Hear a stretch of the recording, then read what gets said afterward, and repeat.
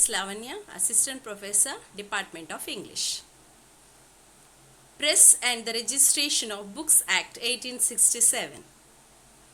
During the reign of the British government in India, writing of books and other informatory material took a concrete shape, and with the advent of printing presses, various books on almost all the subjects and periodicals touching every aspect of life started appearing. Thrust on education gave an impetus to this, with the result that lot of printed material became available. Those in the field of writing, publishing and printing gave a thought to organize a system for keeping a record of the publications. Then, East India Company was urged to keep a record of the publications.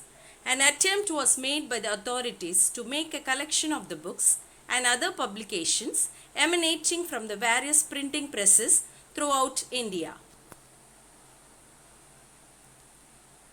Board of Directors of East India Company issued an instruction that copies of every important and interesting work published in India should be dispatched to England to be deposited in the Library of India House. Such an instruction had a slow impact. Again, the Royal Asiatic Society in London urged the then Secretary of State for India to repeat the instruction of the late Board of Directors of East India Company, and also desired that catalogues of all the works published in India should be sent to England.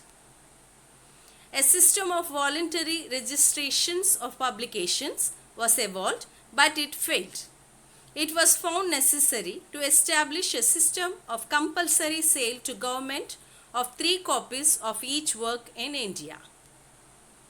To achieve this purpose, a bill was introduced in the legislature for the regulation of printing presses and newspapers for the preservation of copies of books and periodicals containing news printed in the whole of India, and for the registration of such books and periodicals containing news. Thanks for watching. We meet in the next video, the continuation of Press Act Registration 2.